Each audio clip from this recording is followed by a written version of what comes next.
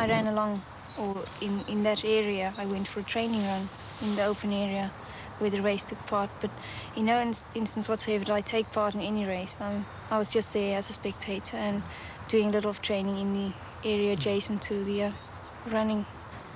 Given hindsight now, do you regret ever even going to that particular meeting? I mean, it's always easy after something has happened to say you shouldn't have done this or that. But I went there only to watch my friends racing, and I didn't see anything wrong in that, watching friends of mine racing. John, just coming back to you again, the accusation is that Zola might have been within the rules, strictly speaking, but she's gone against the spirit of the rules. What do you say to that? What I say to that is this. I've spent 20 years and more in sport, at university sport, club sport and all that sort of thing.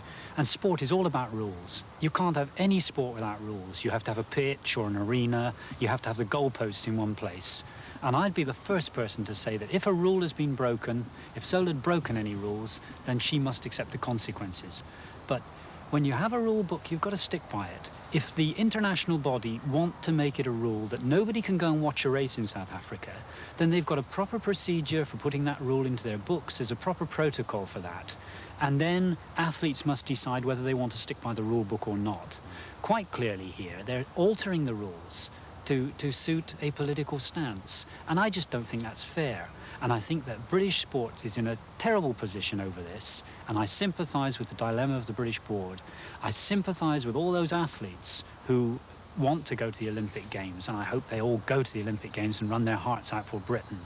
But I still come back to the fact that the rules are the rules, and the rules must be kept. No rules have been broken. That's where I draw the line on this. I hold no brief for South Africa, and if rules had been broken, I'd be the first to say, take what's coming, but they haven't, and that's why I'm making a stand. Zola, do you now feel deep down that you're not going to be allowed to run in the Olympic Games later this year? No, I don't think I've accepted that. It's just that I don't want to be disappointed again, so I just sort of not think of the Olympics anymore and just train. Yeah. Just a point to you about other athletes. Some have said, if Zola doesn't go, I don't want to go. What do you feel about that? I'm very grateful for their support, and I really appreciate it. And I wish them all the luck in their athletic careers, yes. And just on the other side of the coin, others have said, it's not that important. I want to run in the Olympics, and if Zola goes there or not, it doesn't really matter to me. I can appreciate the feelings for the Olympic Games, because I know I've sacrificed my South African citizenship and everything to come here to be able to race internationally and indirectly to race in the Olympic Games. So I can appreciate the feelings, what they feel towards the Olympic Games, and I respect their opinions. Yeah.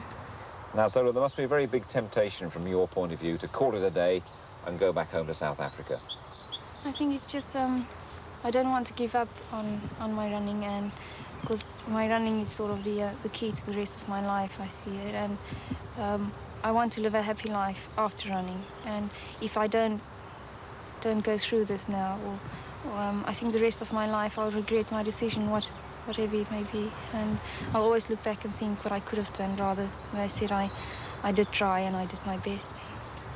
I actually believe that things come along in life which are terrible trials, and this is a crisis for her, and you've got to be pretty tough to come through these things. But at the end of it all, if she comes through this, she'll be even tougher. My God, you know, if she's not quitting now, she's not a quitter. If she can keep training through this, she can keep training through anything. And I think there'll come a day in a race, on a track or on the road, when you know the chips are really down, and the sort of strength that she's getting from this will stand her in good stead. And I think you'll see remarkable things. There are, finally, Zola, there are obviously quite a few people who never really want to see you run again internationally. What drives you on, and what keeps you going, and what makes you want to prove those people wrong? It's probably my love for running, I think, and to fulfill my potential as an athlete, and just to keep on trying and keep on running. Well, Jim, I think, you know, that interview was pretty clear, and it's nice, by the way, to see her getting a chance to speak, because last week she was 9 hours in a hotel and never got a chance to but the whole intention was the fact that they didn't want her to speak, Ian, did they? They didn't want the case to be told. They weren't interested only interested in what they wanted to do.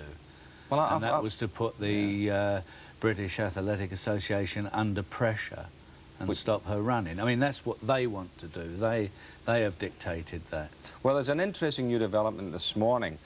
The Freedom Association, that's Norris McWhirter's group, have lodged a complaint of alleged blackmail against 2 members of the IAAF at Bow Street Court. Now, the case has been adjourned until Wednesday, and when the IAAF members must provide legal argument on why the blackmail summons should not be granted. I mean, we're talking blackmail here. Well, that's exactly what it is, isn't it, though? I mean, you're talking about tin pot dictatorship, little back African countries who want to tell the world how they're going to run their business and run their sport. I mean, the whole thing is blackmail, because you tell me why Sydney Marie, a US citizen who's black, can run in South Africa, but Zola Blood, who is white, can't. Tell me why Zola Blood can't run, who has a British passport, who is white, but Tessa Sanderson can throw the javelin, who is black. The whole thing is total blackmail from start to finish. And another thing, all those prats out there that call me racist, I'm not racist at all. Anybody who knows me will tell you that. All I want is freedom for the individual and everybody in sport. And you want that as well, and we all want it. We certainly are, Jim.